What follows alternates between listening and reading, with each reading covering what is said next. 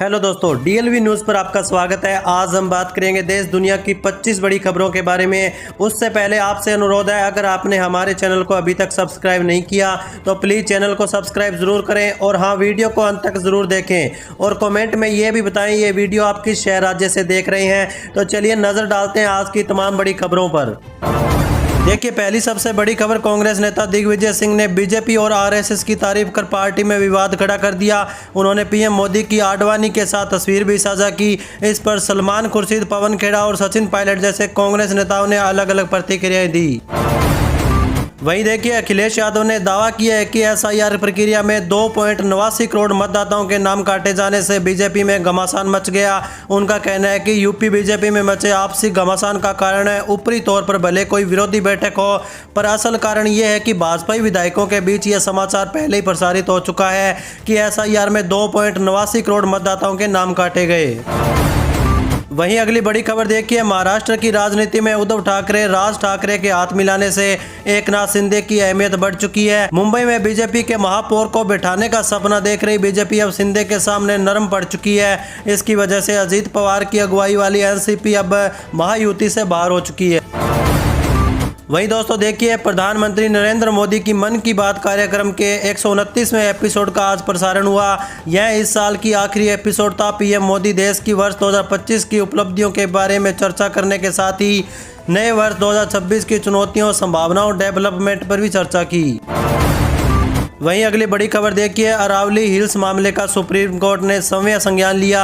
आपको बता दें कि सोमवार से मामले की सुनवाई की जाएगी। हाल ही में अरावली हिल्स को लेकर कई इलाकों में प्रदर्शन भी देखने को मिले। हालांकि केंद्र सरकार लगातार इस मामले को लेकर स्पष्ट रूप से कह रही है कि अरावली हिल्स को किसी भी प्रकार का खतरा नहीं है। वहीं कांग्रेस का आरोप है कि बड़े पैमाने पर खनन की अनुमति देने के लिए अरावली की परिभाषा में बदलाव किया गया। हालांकि सरकार ने कांग्रेस के इस दावे को पूरी तरह से खारिज कर दिया। वहीं देखिए, भारतीय जनता पार्टी के उत्तर प्रदेश यूनिट के चीफ पंकज चौधरी ने शनिवार को समाजवादी पार्टी पर तंज कसा।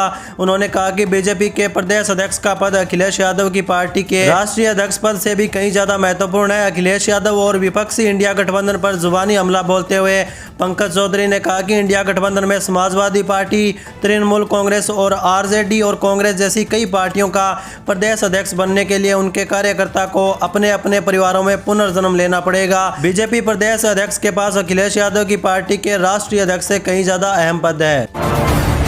चलिए आगे बढ़ते हैं अपन खबरों में। देखिए, पुलिस मंथन 2025 में सीएम योगी आदित्यनाथ ने यूपी पुलिस का यक्स ऐप लॉन्च किया। इसका साफ संदेश है कि अब हर अपराधी की डिजिटल तरीके से निगरानी होगी।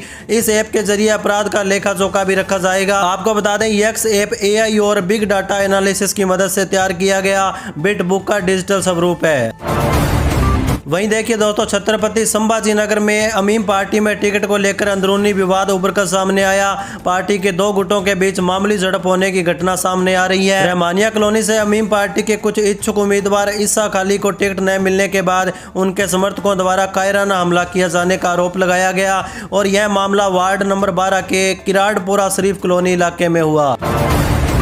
चलिए अगली बड़ी खबर देखिए, रेलवे प्रशासन ने प्रयागराज में लगने वाले माघ मेला 2026 के लिए श्रद्धालु यात्रियों की सुविधा हेतु कई अनारक्षित विशेष ट्रेनों का संचालन का निर्णय लिया। ये ट्रेनें 26 जनवरी से 26 फरवरी तक विभिन्न तिथियों में चलेगी। इनमें गोरखपुर प्रयागराज, रामबाग, छपरा झूसी, छपरा प्रयागराज, रामबाग और बढ़नी झूसी रूट शामिल होंगे। ये ट्रेनें सिवान, मऊ, वाराणसी जैसे प्रमुख स्टेशनों से होकर गुजरेंगी, जिससे श्रद्धालुओं को बड़ी राहत मिल सकेगी। यात्रियों से यात्रा से पूर्व जानकारी लेने की भी अपील की गई है। वहीं देखिए, पूर्व रेलवे के आसनसोल मंडल में मालगाड़ी के बेपटरी होने से हावड़ा दिल्ली रेलखंड पर व्यापक असर देखने को मिला। पूर्व मध्य रेल के दानापुर मंडल से गुजरने वाली 11 यात्री ट्रेनें रद्द कर दी गई हैं, जबकि 12 से अधिक ट्रेनों का मार्ग बदला गया। कुछ ट्रेनों को शॉर्ट टर्मिनल भी किया गया, जिससे यात्रियों को परेशानी का सामना करना पड़ा। चलिए आगे बढ़ते हैं अपन खबरों में। देखिए, उत्तर प्रदेश के किसानों को आत्मनिर्भर बनाने और उनकी आय बढ़ाने के लिए एग्रीटेक बिजनेस पार्क स्थापित किया जाएगा। यह आधुनिक तकनीक और व्यवसाय मॉडल के माध्यम से कृषि को बदलेगा। 28 दिसंबर को एक बैठक होगी जिसमें 100 किसान भाग लेंगे। यह पहल प्रधानमंत्री मोदी की वोकल फॉर लोकल नीति से प्रेरित होगा, जिसका लक्ष्य किसानों की आय 3 गुना करना होगा। वहीं देखिए बांग्लादेश में हिंदू अल्पसंख्यकों पर हिंसा और ढाका में 2 हत्याओं पर कांग्रेस नेता राशिद अलवी ने कड़ी प्रतिक्रिया दी। उन्होंने बांग्लादेश सरकार को जिम्मेदार ठहराते हुए कहा कि भारत में भी अल्पसंख्यकों पर अत्याचार हो रहे हैं, इसलिए भारत सरकार के बयान का कोई असर नहीं होगा। हालांकि सलमान खुर्शीद ने इस तुलना से असहमति जताई, जबकि अलाका लांबा ने दोनों देशों में अल्पसंख्यकों की सुरक्षा पर जोर दिया। अगली बड़ी खबर देखिए, बेंगलुरु के कोगिला लेआउट में बुलडोजर कार्रवाई से राजनीतिक विवाद फिर गर्मा चुका है। मुख्यमंत्री सिद्धारमैया और उप मुख्यमंत्री डीके शिवकुमार ने इस कार्रवाई का बचाव किया, जिसमें अवैध अतिक्रमण हटाए गए। केरल के सीएम पिनाराई विजयन ने इसे बुलडोजर न्याय कहकर कर्नाटक सरकार पर निशाना साधा। वहीं देखिए दोस्तों, गृह मंत्री अमित शाह अगले साल होने वाले विधानसभा चुनाव की तैयारी के लिए 4 राज्यों के 15 दिवसीय दौरे पर हैं। बिहार में जीत के बाद भाजपा असम, पश्चिम बंगाल, केरल और तमिलनाडु में पार्टी को मजबूत करने पर ध्यान कर रहे हैं। अमित शाह जमीनी हकीकत जानने के मुद्दों की पहचान करने और विरोधी दलों के नैरेटिव का मुकाबला करने की रणनीति बनाएंगे। यह दौरा पार्टी की चुनावी तैयारियों का अहम हिस्सा होगा। वहीं अगली बड़ी खबर देखिए, लव जिहाद के आरोपों की जांच कर रही समिति ने राष्ट्रीय चिकित्सा संगठन को बयान दर्ज कराने के लिए बुलाया। पैथोलॉजी विभाग में महिला जूनियर रेजिडेंट के आत्महत्या प्रयास की सूचना में देरी पर भी जांच हो रही है। कुलपति को 1 सप्ताह के भीतर रिपोर्ट सौंपनी है। समिति तथ्यों की पड़ताल कर पारदर्शिता सुनिश्चित कर रही है। चलिए अगली खबर देखिए, मुख्यमंत्री पुष्कर सिंह धामी ने उत्तराखंड भवन और अन्य सुनिर्माण कर्मकार कल्याण बोर्ड के तहत 4,224 श्रमिकों के खाते में 12.89 करोड़ रुपए डीबीटी के माध्यम से ट्रांसफर किए। उन्होंने 191 सीएससी में श्रमिकों की सहायता के लिए विशेष व्यवस्था का उद्घाटन भी किया। यह पहल श्रमिकों को योजनाओं की जानकारी, पंजीकरण और लाभ आवेदन के लिए सरकारी कार्यालयों के चक्कर लगाने से बचाएगी, जिससे उन्हें त्वरित और पारदर्शी लाभ मिलेगा। वहीं दोस्तों देखिए, राजधानी दिल्ली और एनसीआर में प्रदूषण, ठंड और कोहरे का तीव्र हमला जारी रहा। रविवार को दिल्ली स्मोक की मोटी चादर से ढकी रही और सुबह हल्का कोहरा भी देखा गया। हवा रुकने से दिल्ली का एक्यूआई गंभीर स्थिति में बना हुआ है। लोगों को कड़ाके की ठंड का भी सामना करना पड़ा। मौसम विभाग ने अगले 2-3 दिनों के लिए जहरीली हवा और ठंड का येलो अलर्ट जारी किया है। चलिए अगली बड़ी खबर देखिए, कांग्रेस सांसद शशि थरूर ने अपने बयानों को लेकर फिर राजनीतिक तूफान से घिर चुके हैं। एक मीडिया कार्यक्रम में उन्होंने राहुल गांधी और उनके भारत विरोधी प्रचार की आलोचना करते हुए कहा कि विदेश नीति किसी पार्टी की नहीं बल्कि देश की होती है। वहीं कांग्रेस ने थरूर की बयान की आलोचना करते हुए सवाल भी उठाए और कहा कि उन्हें नेहरू के अपमान पर भी बोलना चाहिए।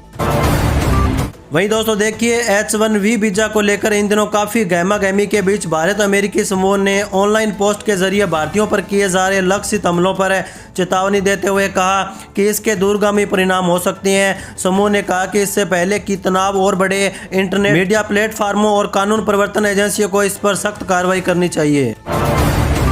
वहीं अगली खबर देखिए, जम्मू कश्मीर में सुरक्षा बलों ने आतंकियों के खिलाफ सर्दियों में नई रणनीति अपनाई। अब वे बर्फ से ढके पहाड़ों और जंगलों में आतंकियों के ठिकानों पर घुसकर हमला कर रहे हैं। जम्मू संभाग में लगभग 35 पाकिस्तानी आतंकी सक्रिय होने की आशंका जताई गई।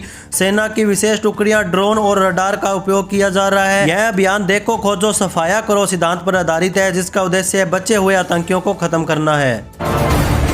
चलिए आगे बढ़ते हैं अपन खबरों में। देखिए, झारखंड प्रदेश कांग्रेस अनुसूचित जाति विभाग की बैठक रांची में हुई। प्रदेश प्रभारी राहुल राज ने कहा कि विभाग के सशक्त होने से कांग्रेस मजबूत होगी। अनुसूचित वर्ग के संवैधानिक अधिकारों की प्राप्ति के लिए विभाग सरकार के समक्ष अपनी मांगे रखेगा। प्रदेश अध्यक्ष केदार पासवान ने मल्लिकार्जुन खड़गे और राहुल गांधी की विचारधाराओं को जन जन तक पहुँचाने पर भी जोर दिया। वहीं दोस्तों देखिए, कृषि मंत्री रामकृपाल यादव ने बिहार में उर्वरक की कालाबाजारी को और जमाखोरी के खिलाफ सख्त कार्रवाई की जानकारी दी। उन्होंने बताया कि 27 दिसंबर तक 34 उर्वरक प्रतिष्ठानों के खिलाफ प्राथमिकी दर्ज की गई है और 88 के लाइसेंस भी रद्द किए गए हैं। मंत्री ने कहा कि अब काम फाइलों में नहीं बल्कि खेतों में होगा और किसानों को लूटने वालों को बख्शा नहीं जाएगा। राज्य में उर्वरक की पर्याप्त उपलब्धता है और वितरण पर 24 घंटे निगरानी रखी जा रही है। चलिए अगली बड़ी खबर देखिए, तृणमूल कांग्रेस से निलंबित विधायक और जनता यूनियन पार्टी के संस्थापक हुमायूं कबीर ने आगामी विधानसभा चुनाव के लिए अपनी रणनीति और आक्रामक कर दी है। शनिवार को कबीर ने घोषणा की है कि उनकी पार्टी अब 135 के बजाय राज्य की 182 सीटों पर चुनाव लड़ेगी। हुमायूं का मुख्य उद्देश्य भाजपा को रोकना और ममता बनर्जी की तृणमूल कांग्रेस को चुनौती देना होगा। वहीं देखिए दोस्तों, 2025 में दिल्ली और बिहार में जीत के बाद एनडीए का आत्मविश्वास बढ़ चुका है। अब 2026 में असम, पश्चिम बंगाल, तमिलनाडु, केरल और पुडुचेरी में विधानसभा चुनाव एनडीए के लिए बड़ी अग्नि परीक्षा होगा। दिल्ली और बिहार दोनों ही चुनावों के नतीजे बीजेपी और एनडीए के लिए अलग अलग मायनों में महत्वपूर्ण रहे। दिल्ली में बीजेपी की जीत को शहरी मतदाताओं के बीच संगठन की पकड़ मजबूत होने के संकेत के रूप में देखा गया। वहीं बिहार में गठबंधन राजनीति की जटिलताओं के बावजूद सत्ता में बने रहना यह दिखाता है कि बीजेपी क्षेत्रीय दलों के लिए के साथ संतुलन साधने में सफल रही। इन दोनों जीतों ने यह संदेश दिया कि एनडीए राष्ट्रीय और प्रांतीय दोनों सत्रों पर है चुनावी रणनीति गढ़ने और फिर उन्हें जमीनी सतर पर उतारने में सक्षम रखती है। चलिए अगली बड़ी खबर देखिए। कर्नाटक के बेंगलुरु में अतिक्रमण हटाने के दौरान सरकारी संपत्ति पर बने घर तोड़ दिए गए। इसमें अल्पसंख्यक मुसलमानों के घर थे। अब यह मुद्दा कर्नाटक से निकलकर बगल के राज्य केरल तक पहुंच चुका है। ऐसा इसलिए हुआ क्योंकि इस मुद्दे को केरल के सीएम पिनराई विजयन ने उठाया। उन्होंने कांग्रेस की कर्नाटक सरकार पर आरोप लगाया कि वह एंटी माइनॉरिटी पॉलिटिक्स के तहत काम कर रही है। इसको लेकर कर्नाटक के मुख्यमंत्री डीके शिवकुमार ने उन्हें भी जवाब दिया। वहीं दोस्तों देखिए, नए साल 2026 की शुरुआत मध्य प्रदेश के लाखों कर्मचारियों और पेंशन भोगियों के लिए बड़ी राहत लेकर आ सकती है। राज्य सरकार आयुष्मान भारत की तर्ज पर एक नई और बड़ी स्वास्थ्य सुविधा योजना शुरू करने की तैयारी में है, जिससे इलाज के खर्च को लेकर कर्मचारियों की लंबे समय से चली आ रही चिंता दूर हो सकेगी। इस प्रस्तावित योजना के तहत प्रदेश के कर्मचारियों और उनके परिवारों को कैशलेस इलाज की सुविधा मिलने जा रही है। वहीं अगली बड़ी खबर देखिए, बिहार के 149 सरकारी आईटीआई अब केंद्र सरकार की शिल्पकार प्रशिक्षण परियोजना में शामिल होंगे। इससे राज्य के युवाओं को देश भर के उद्योगों में इंटर्नशिप और रोजगार के नए अवसर मिलेंगे। कौशल विकास और उद्यमिता मंत्रालय के तहत यह पहले एआई, आईटी और 3D प्रिंटिंग जैसे आधुनिक कौशल पाठ्यक्रमों में प्रशिक्षण देगी। नए पाठ्यक्रम शैक्षणिक सत्र 2026-27 से लागू होंगे, जिससे छात्रों को बेहतर भविष्य मिलेगा। वहीं अगली बड़ी खबर देखिए, केंद्र सरकार 1 अप्रैल 2026 से देश में नया इनकम टैक्स कानून लागू करने जा रही है। नया कानून 1961 से चले आ रहे पुराने कानून की जगह लेगा। नए कानून का सबसे बड़ा मकसद टैक्स प्रक्रिया को सरल बनाना और आम आदमी के लिए उलझनों को कम करना है। नए नियमों के तहत अब सैलरी क्लास को 12 लाख तक की सालाना आय पर कोई टैक्स नहीं देना होगा। इसके अलावा टैक्स भरने के लिए अब तक इस्तेमाल होने वाली असेसमेंट ईयर और प्रीवियस ईयर जैसे कठिन शब्दों को हटाकर अब केवल टैक्स ईयर का इस्तेमाल किया जाएगा। ये अगली खबर देखिए, बावल में 1974 में बना पुराना बिजली निगम कार्यालय अब नए सिरे से 2.5 करोड़ रुपए की लागत से बनेगा। सभी औपचारिकताएं पूरी हो चुकी है और निर्माण कार्य शीघ्र शुरू होगा। वर्तमान में आईएमटी बावल में अस्थायी कार्यालय चल रहे हैं, जिससे उपभोक्ताओं को परेशानियों का सामना करना पड़ रहा है। नया 2 मंजिला भवन बनने से कार्यकारी अभियंता और एसडीओ सहित सभी अधिकारी एक छत के नीचे होंगे, जिससे उपभोक्ताओं की समस्याओं का समाधान आसान होगा और समय व धन की बचत भी होगी।